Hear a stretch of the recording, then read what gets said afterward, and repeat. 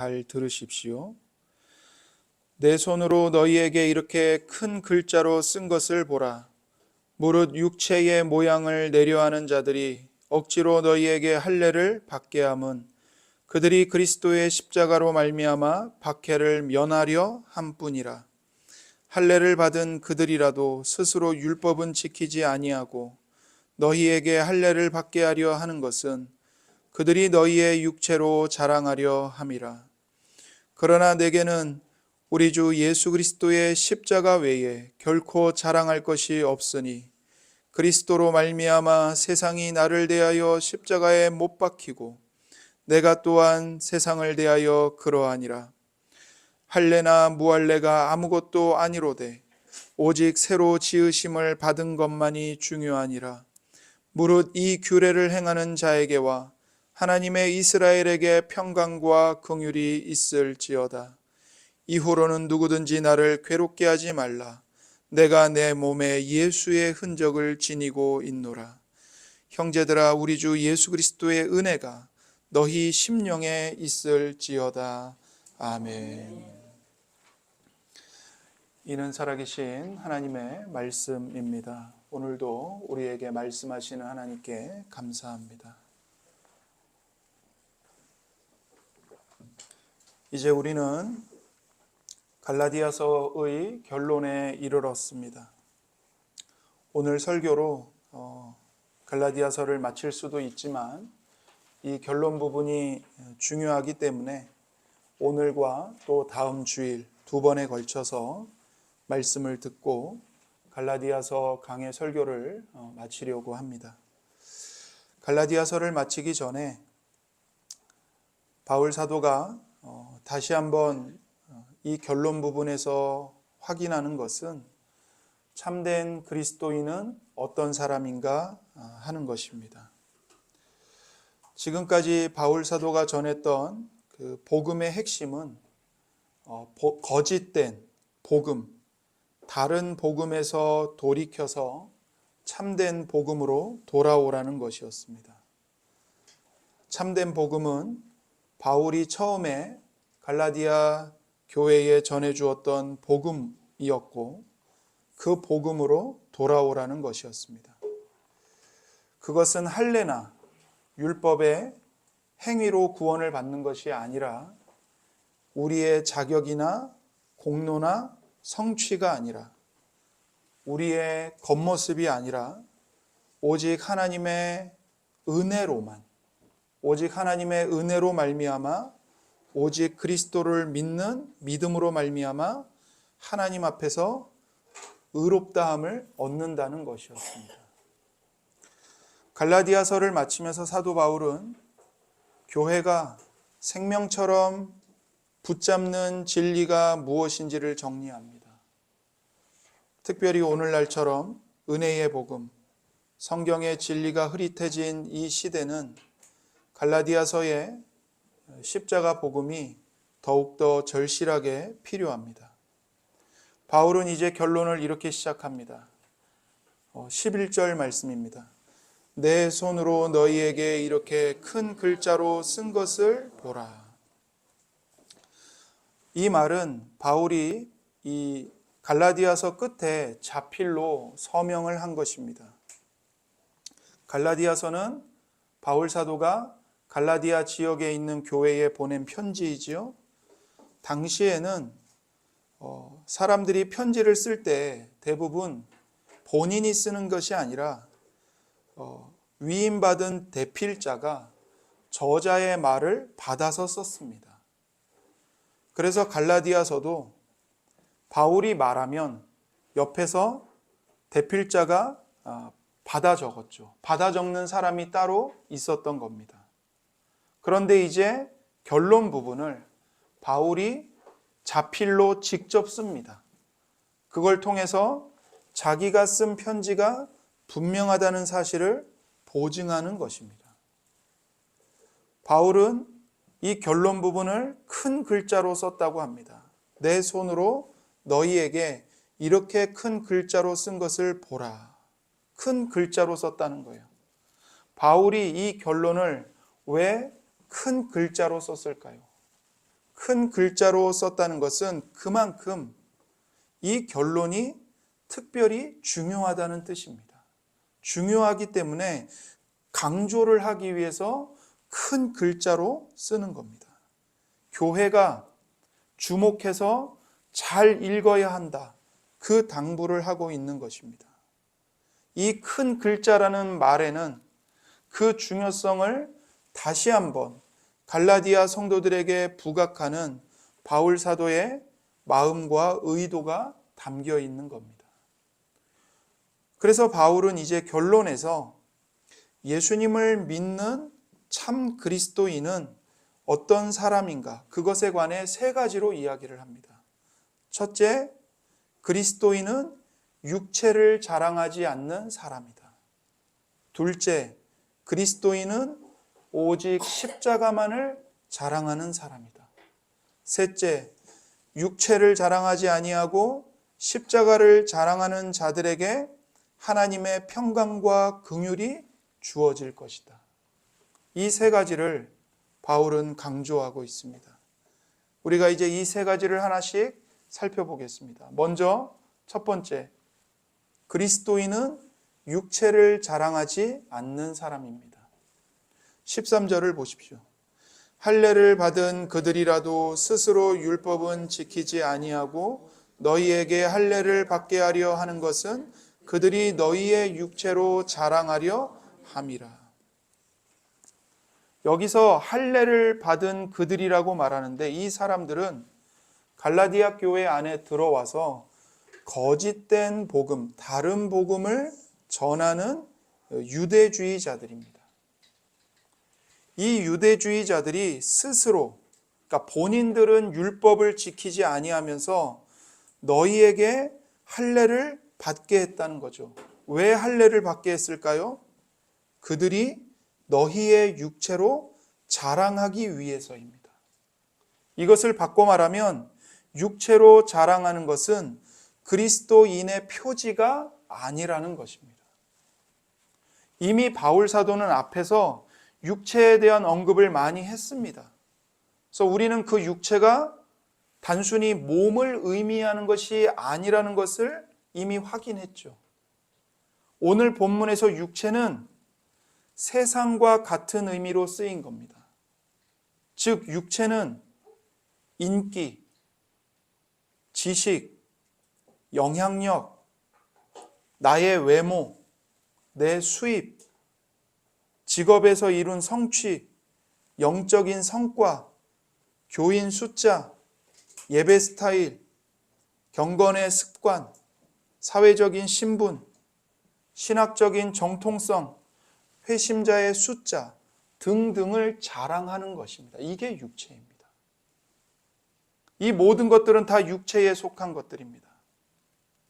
육체는 우리의 죄성과 나의 헛된 영광, 즉 텅 빈 자만심을 가리키는 것입니다. 그런데 우리가 속기 쉬운 것이 있습니다. 그게 뭐냐면 육체를 자랑한다고 했을 때 그것을 우리는 그저 세속적인 영역에서만 생각을 합니다. 즉 세상적인 권력을 자랑한다든지 학벌이나 지식이나 재력이나 출신 지역 등을 과시하려고 하는 세속적인 영역들만이 육체를 자랑하는 거라고 생각을 하는 거죠.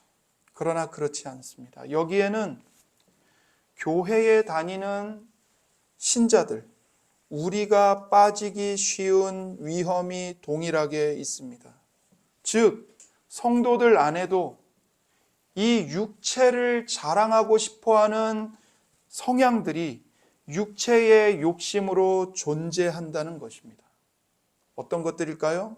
예를 들면 이런 거예요. 자신의 경건 생활을 자랑하는 겁니다. 자기가 영적인 성취를 얼마나 이루었는지를 자랑합니다. 자기 교회에 대한 자랑, 교인 숫자를 중요하게 여기는 태도, 자기들의 독특한 예배 스타일을 자랑하는 것, 우리 교회가 신학적으로 옳기 때문에 다른 사람들을 판단하는 태도, 전도하면서 회심자의 숫자를 세는 것들, 이런 것들이 다 육체를 자랑하는 겁니다. 이 모든 것들을 총칭해서 바울은 육체를 자랑하는 것이라고 말합니다. 바로 갈라디아에 왔던 유대주의자들이 했던 것이 바로 육체로 자랑하려는 태도였습니다. 여러분, 그들은요, 예수님을 안 믿는 사람들이 아니었어요. 예수님을 믿는 사람들이었어요. 교회 안에 있는 사람들이었고, 종교적인 사람들이었고, 성경 말씀을 가르치는 지도자들이었습니다. 그래서 그들의 육체의 자랑은 종교적 영역과 종교적 성격을 띈 것들이었습니다. 그것이 바로 십자가의 할례를 더한 것이었습니다. 그들은 결코 십자가를 부인하는 자들이 아니었다는 사실을 다시 한번 분명히 해야 합니다. 그들도 예수님을 믿는 자들이었습니다. 십자가를 인정합니다. 그런데 문제가 뭐죠? 그 예수님에게 한 가지를 덧붙이는 겁니다. 할례입니다. 율법의 행위입니다. 예수님을 믿어도 할례를 받아야 구원을 받는다고 가르칩니다. 그들의 주장은 이미 사도행전 15장 1절에 분명히 나옵니다. 사도행전 15장 1절입니다. 어떤 사람들이 유대로부터 내려와서 형제들을 가르치되 너희가 모세의 법대로 할례를 받지 아니하면 능히 구원을 받지 못하리라 하니. 이 어떤 사람들이 예수님을 안 믿는 사람들이 아니었다고요. 예수님을 믿는 자들이었는데 복음을 변질시키는 일이 일어난 겁니다. 예수님을 믿는 것만으로는 부족하다. 너희가 모세의 율법대로 할례를 받지 아니하면 능히 구원을 받을 수 없다. 이런 유혹은 어느 시대에나 있었고 오늘날에도 있습니다. 십자가의 행위를 더합니다. 하나님의 은혜의 의무를 더합니다.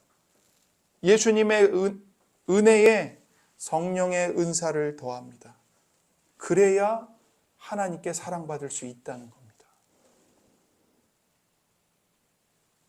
십자가만으로는 부족하다고 느껴서 거기에 자꾸 뭔가를 덧붙이는 겁니다. 하나님께 사랑받으려면 예수님을 믿는 것만으로는 부족해. 내가 더 잘해야 돼. 하나님의 사랑을 받기 위해서는 내 모습과 자격을 합당하게 갖춰야 돼. 이것이 육체를 자랑하려는 동기에서 나오는 것들입니다.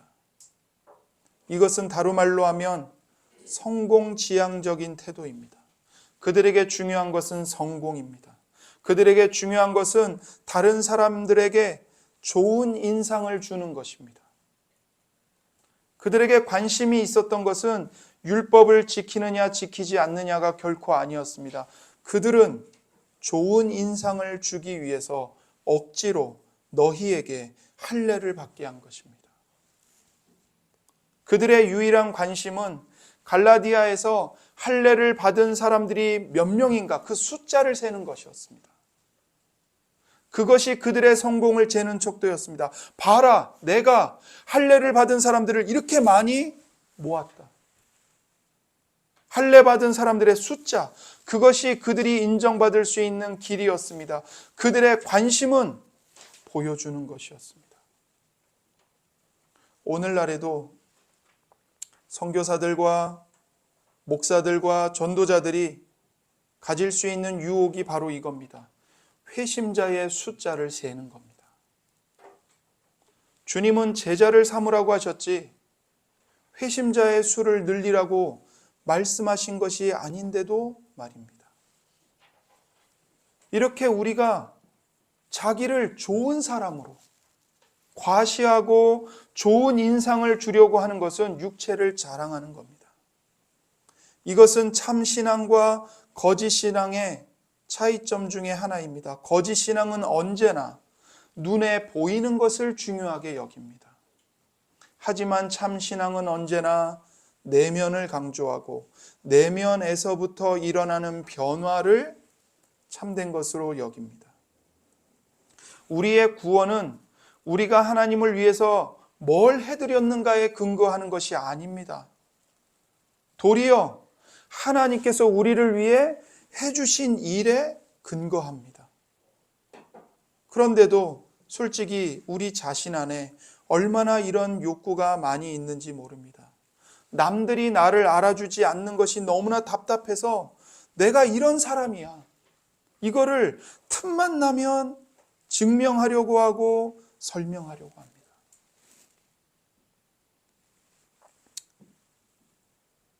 말씀의 교회의 목표는 교인의 숫자가 아닙니다.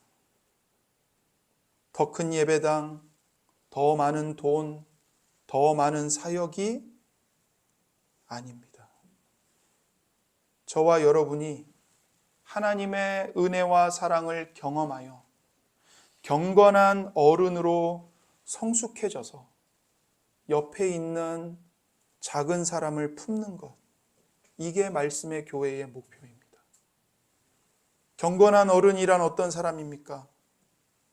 하나님을 정말 아는 사람, 상한 심령으로 하나님께 나아가는 사람, 내 자아를 실현하는 것보다 예수님을 사랑하는 일에 더 관심을 두는 사람, 거룩하게 자라가는 사람, 사람들에게 열심과 열정적인 인상을 주려고 애쓰지 않는 사람, 자신의 내면과 사람들 앞에서 드러나는 모습의 차이를 깨트리고 정직하게 자기 자신이 되려고 하는 사람, 얄팍한 프로그램이나 행사로 자기를 드러내지 않는 사람, 행동뿐 아니라 존재감으로 주님을 향한 마음을 느끼게 해주는 사람, 인생에서 심지어 교회에서조차 이리 치이고 저리 치이느라 한 번도 예수님의 모습을 생각할 수 없었던 사람들에게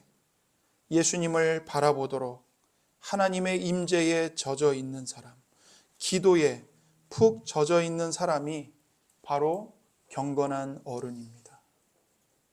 여러분과 제가 이런 경건한 어른으로 성숙해지도록 서로를 격려하는 것이 말씀의 교회의 목표이고 사명입니다. 여러분, 말씀의 교회가 10년이 지나고 20년이 지나도요, 교인 숫자가 늘지 않을 수 있습니다. 오히려 줄 수도 있습니다. 말씀 때문에 교회에 왔지만 그 말씀 때문에 교회를 떠나는 사람들도 있을 것입니다. 그러나 우리는 주님 안에서 낙심하지 않습니다.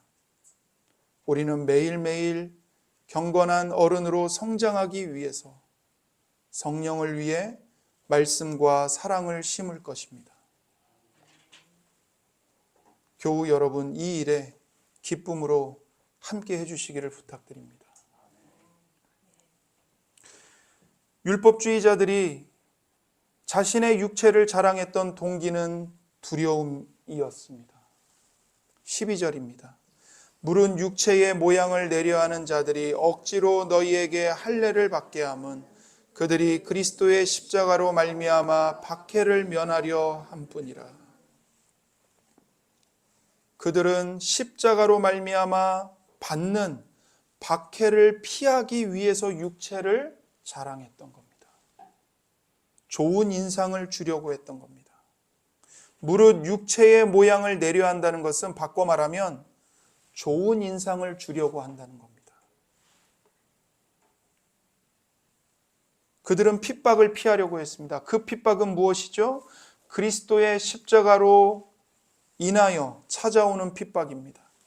그리고 핍박을 피하는 길은 십자가에 할례를 더하는 것이었습니다. 오늘날도 그렇습니다.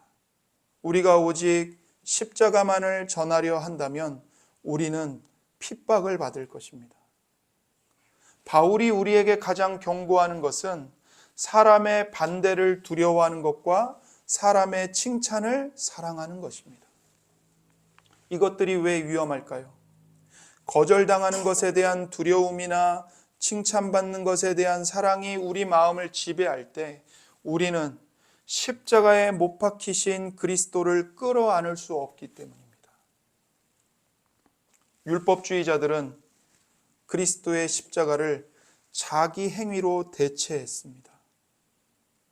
십자가는 모든 교만을 제거하고 우리를 한없이 낮춥니다. 그리스도의 십자가는 하나님과 사람 앞에서 자신을 높이는 사람들에게 큰 걸림돌입니다. 그리스도께서 십자가에 못 박히신 사건은 우리가 하나님 앞에서 얼마나 큰 죄인인가를 드러냅니다. 십자가는 우리의 모든 선한 행위, 의로운 행위들이 더러운 옷에 불과하다는 것을 드러냅니다. 우리가 오직 하나님의 자비에만 의존해야 하는 죄인들임을 십자가는 드러냅니다. 십자가는 우리가 얼마나 형편없는 인간들인지를 드러냅니다. 십자가는 우리의 절박함을 드러냅니다. 십자가에 못 박히신 그리스도를 통해서 하나님의 사랑이 우리에게 임하고 우리는 우리의 죄의 대가가 영원한 사망이라는 것을 알 수 있습니다. 그러므로 십자가 아래에서 자기를 자랑하는 것은 불가능한 일입니다. 하나님 앞에서 자신을 낮추는 것을 원하지 않는 사람들에게 십자가는 여전히 불쾌하고 부끄러운 것입니다. 율법주의자들은 박해를 면하기 위해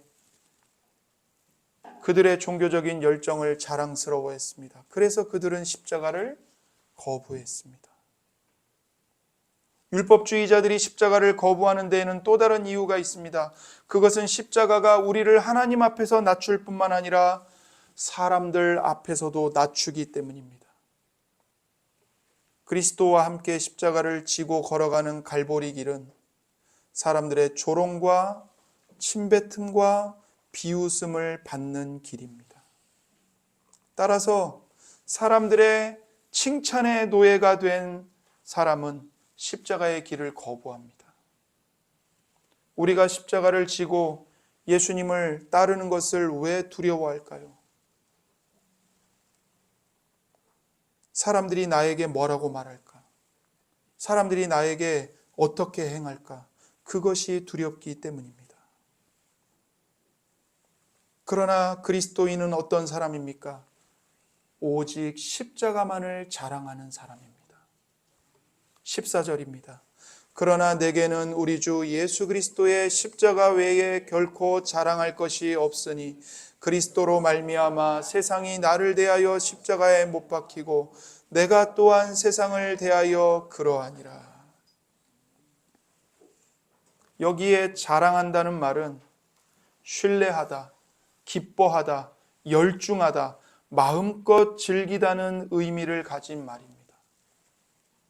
그 자랑하는 것이 우리 마음을 온통 차지하고 우리 마음을 온통 흡수하고 쏠리게 하고 마음껏 그것을 즐거워하는 것입니다. 우리의 시간과 에너지를 다 사로잡는 것입니다. 이 자랑한다는 말을 가장 정확하게 번역한다면 사로잡힌다는 말이 될 것입니다. 십자가에 사로잡히는 것을 말합니다. 바울은 지금 자랑할 것들이 여러 가지가 있는데 그 중에 하나가 십자가다 이렇게 말하지 않습니다. 어떻게 말하죠? 그러나 내게는 우리 주 예수 그리스도의 십자가 외에 결코 자랑할 것이 없으니. 우리 주 예수 그리스도의 십자가 외에는 나에게 절대로 자랑할 게 없다는 겁니다. 바울에게 십자가는 자랑하는 여러 가지 것들 중에 하나가 아니라 자랑하는 유일한 것이었습니다. 바울의 유일한 자랑은 우리 주 예수 그리스도의 십자가 외에는 아무것도 없습니다. 우리의 신앙의 핵심은 우리가 자랑하는 바로 그것입니다. 내가 자랑하는 것이 내 정체성이고 내 인생의 전부입니다. 그 사람이 어떤 사람인지를 알아보려면 그가 무엇을 자랑하는지를 보면 됩니다. 돈을 자랑한다면 돈이 그 사람의 전부입니다. 자녀를 자랑한다면 자녀가 곧 그 사람입니다.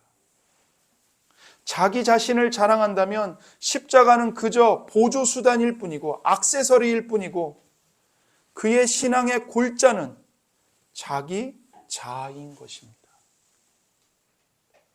바울 사도가 십자가를 자랑한 이유가 무엇입니까?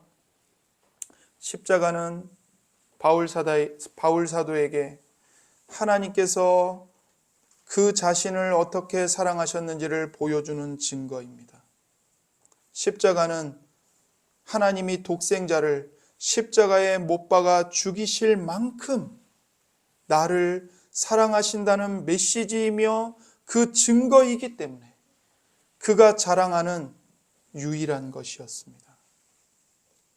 십자가에서 자신의 죄를 위해 모든 죄값이 다 치루어졌고 자신이 그 예수님의 피로 말미암아 하나님 앞에 죄 용서를 받고 의로운 자로 받아들여졌기 때문입니다.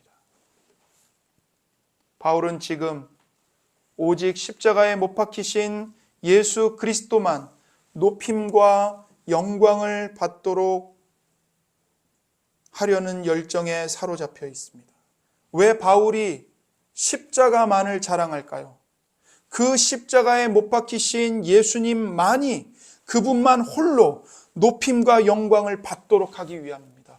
그 열정에 바울은 사로잡혀 있는 겁니다. 우리 삶에서 십자가만 자랑하고 싶어 한다면 우리는 절대로 우리 구원이 내 행위와 내 공로에서 기인했다고 말하지 않을 것입니다. 왜 그렇죠? 내 행위를 말하는 순간 나를 높이고 나를 자랑하는 것이 되기 때문에 그렇습니다. 십자가에 못 박히신 그리스도만 영광을 받으셔야 되는데 그 영광을 내가 훔치는 것입니다. 우리가 십자가에 못 박히신 예수 그리스도만을 그분만이 높임을 받으시기를 원한다면 우리는 이렇게 말할 것입니다. 모든 사람은 철저히 무력하며 무능하고 죄악되었기 때문에 십자가 외에 아무 방법으로도 구원을 얻을 수 없습니다라고 말할 것입니다. 십자가에 못 박히신 예수 그리스도만이 찬양받기를 원한다면 우리는 말할 것입니다. 십자가가 모든 것을 성취했습니다. 우리는 그저 그것을 믿음으로 받아들일 뿐입니다. 우리의 어떤 공로도, 어떤 행위도, 어떤 자격과 조건도 십자가에 추가될 수 없습니다. 라고 외칠 것입니다. 이것이야말로 갈라디아서 전체에 흐르고 있는 바울의 열정입니다. 오직 십자가에 못 박히신 우리 주 예수 그리스도만 높임을 받게 되기를 갈망하는 것입니다. 바울이 이 거짓된 교사들의 작태를 보면서 가장 참을 수 없었던 것이 바로 이것입니다. 거짓 교사들의 거짓된 복음이 사실이라면 그리스도께서는 헛되이 죽으신 것이기 때문입니다. 십자가에 내 행위를 덧붙여야 사랑받을 수 있다면, 구원받을 수 있다면 그리스도께서 십자가에서 죽으신 것은 도대체 무슨 의미와 소용이 있단 말입니까? 그리스도께서 헛되이 죽으신 것에 불과할 뿐입니다. 그래서 바울은 그것을 참을 수가 없었던 겁니다.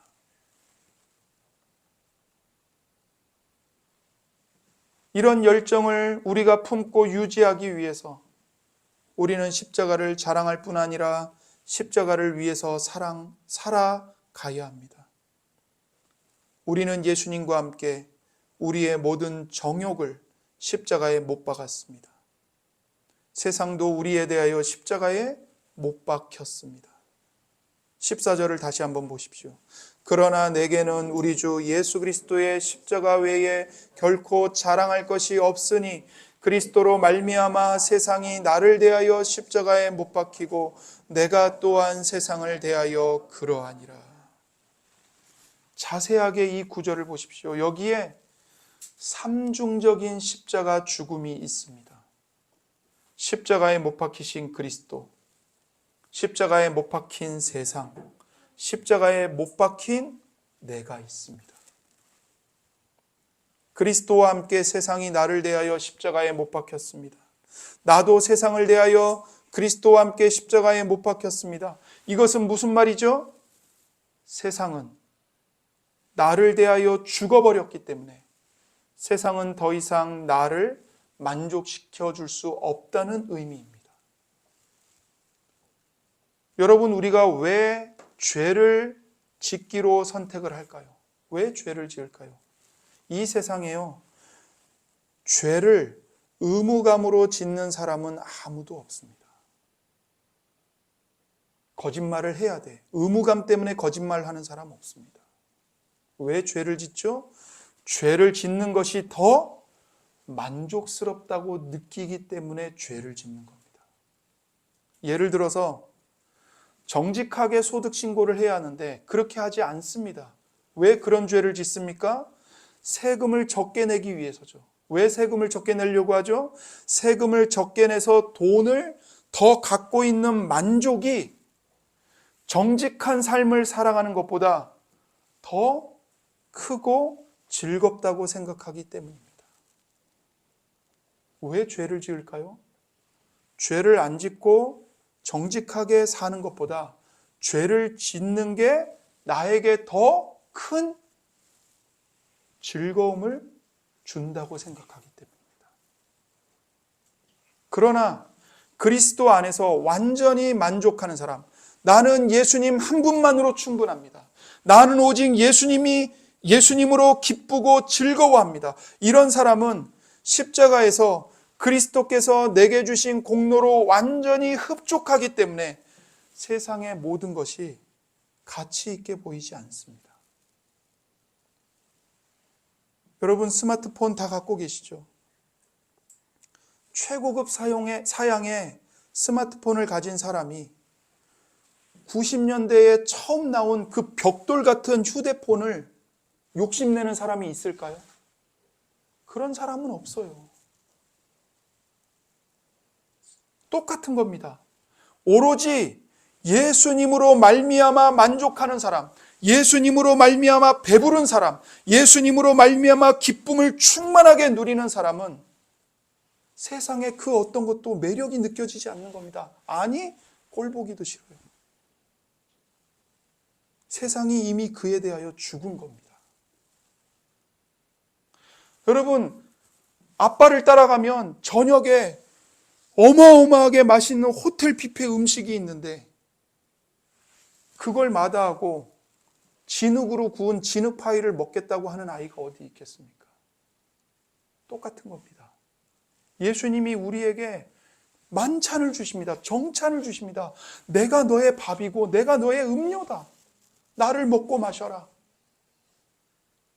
그런데 그 예수님 앞에서 아니요. 예수님, 나는 세상이 주는 썩은 고기 조각이 더 좋아요. 세상이 주는 똥과 같은 배설물들이 더 맛있어요. 이럴 사람이 어디 있겠냐고요. 그런데 왜 우리는 자꾸 세상이 던져주는 썩은 고기 조각들을 쫓아갑니까? 예수님을 먹고 마시지 않기 때문입니다. 이런 방식으로 예수님 안에서 만족을 누리는 사람은 핍박도 그 안에 있는 만족을 빼앗을 수 없고 세상의 명예나 자랑도 도무지 흡족하지 않습니다. 그 사람은 자유인입니다. 세상은 도무지 그를 감당할 수 없습니다. 그런 사람은 눈을 감고 십자가를 떠올리며 하나님의 사랑을 노래합니다. 로마서 5장 8절입니다. 우리가 아직 죄인 되었을 때에 그리스도께서 우리를 위하여 죽으심으로 하나님께서 우리에 대한 자기의 사랑을 확증하셨느니라. 그리스도께서 우리를 위하여 죽으심으로, 그것도 우리가 여전히 죄인 되었을 때에 우리를 위해 그리스도께서 죽으심으로 하나님이 우리를 얼마나 사랑하시는지를, 자기의 사랑을 확증해 보여주셨습니다. 우리를 위해 자기 아들까지 내어주신 하나님의 사랑이 우리의 영혼을 배부르게 하고 만족하게 합니다. 그래서 바울은 이렇게 말합니다. 15절입니다. 할례나 무할례가 아무것도 아니로되 오직 새로 지으심을 받는 것만이 중요하니라. 그렇습니다. 할례는 아무런 의미가 없습니다. 십자가에 못 박히신 그리스도의 복음 때문에 누구에게도 우월감을 품거나 경멸하지 않습니다. 무할례도 아무 의미가 없습니다. 복음 때문에 누구에게도 열등감을 느끼거나 주눅이 들지 않습니다. 중요한 것은 무엇입니까? 십자가에 못 박히신 그리스도를 통해서 새로 지으심을 받는 겁니다. 이것은 고린도후서 5장 17절에서 새로운 피조물이라는 말과 정확하게 같은 표현입니다. 고린도후서 5장 17절입니다. 그런즉 누구든지 그리스도 안에 있으면 새로운 피조물이라 이전 것은 지나갔으니 보라 새 것이 되었도다. 내 행위가 아니라, 나의 잘남이 아니라, 나의 온갖 것들로 치장한 겉모습이 아니라 그리스도의 죽으심과 그분께서 이루신 일을 의지하면 성령님께서 나를 새롭게 재창조하십니다. 성령님께서 나를 마음으로부터 새롭게 거듭나게 하십니다. 성령님은 우리 안에 전혀 새로운 자아를 창조하시고 진짜 내가 되게 하십니다. 하나님이 본래 창조하신 나의 본연의 모습, 그 모습을 찾게 하십니다. 그리고 모든 사람을 전혀 새로운 방식으로 대하게 하십니다. 복음을 받아들이면 순종의 동기가 새로워집니다. 바로 하나님의 은혜에 대해 감사하기 때문에, 하나님을 사랑하기 때문에 기쁨으로 순종합니다. 하나님의 은혜가 우리를 속속들이 새롭게 합니다. 이것이 십자가에 못 박히신 그리스도 안에서 성령으로 새로 지으심을 받는 것입니다. 복음은 우리의 근본적인 자랑거리를 바꿔놓습니다. 우리의 정체성의 기초를 온통 바꾸어 놓습니다. 온 세상의 그 무엇도 우리를 지배하지 못합니다. 세상이 더 이상 우리에게 권력을 휘두르지 못합니다. 왜 그러냐고요? 예수님이 우리의 전부이시기 때문입니다. 예수님이 우리의 모든 것이 되시기 때문에 우리는 더 이상 세상에게 구걸하지 않습니다. 이제는 예수님의 눈으로 세상의 거짓됨을 속속들이 알아봅니다. 그 세상을 불쌍히 여깁니다. 그리고 그 세상을 살리기 위해서 내 삶을 통해 하나님의 사랑을 흘려보냅니다. 이것이 그리스도인입니다. 17절 말씀입니다. 이후로는 누구든지 나를 괴롭게 하지 말라. 내가 내 몸에 예수의 흔적을 지니고 있노라. 바울 사도는 더 이상 할례의 문제로 자신을 괴롭히지 말라고 갈라디아 교인들에게 당부합니다. 이미 십자가의 복음을 자랑함으로 핍박을 받아서 자신의 몸에 생긴 흔적들을 보라는 겁니다. 바로 그것을 예수의 흔적이라고 말하고 있습니다. 바울의 몸에 예수의 흔적이 새겨졌다는 겁니다. 그 흔적은 뭡니까? 예수님을 위해서 받은 그의 고난입니다. 이것은 십자가를 자랑하고 살다가 받은 핍박입니다. 유대주의자들은요, 그들의 명성을 위해서 할례를 강제로 받도록 했지만 바울은 오직 예수님을 위해 십자가 복음을 자랑하고 핍박을 받았습니다. 예수님을 제대로 믿는 것은 핍박과 어려움을 초래합니다. 언제나 참된 그리스도인들이 가졌던 것이 바로 그런 경험이었습니다.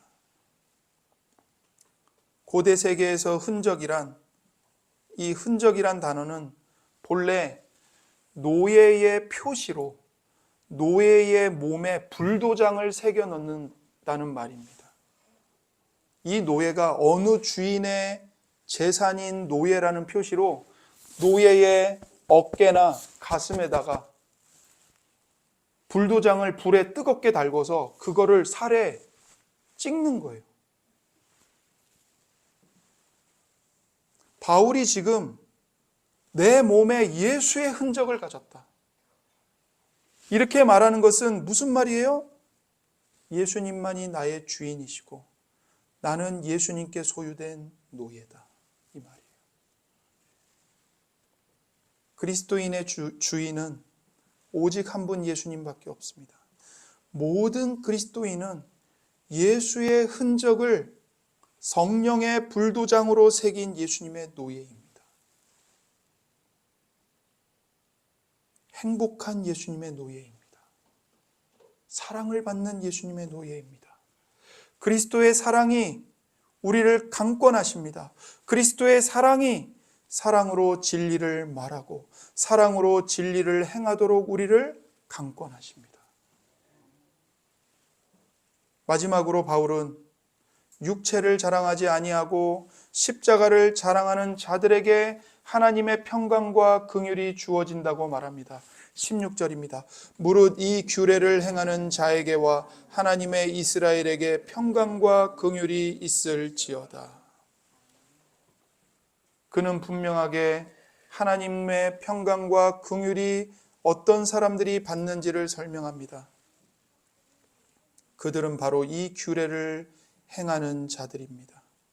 이 규례가 무엇입니까? 규례는 복음의 기준을 뜻합니다.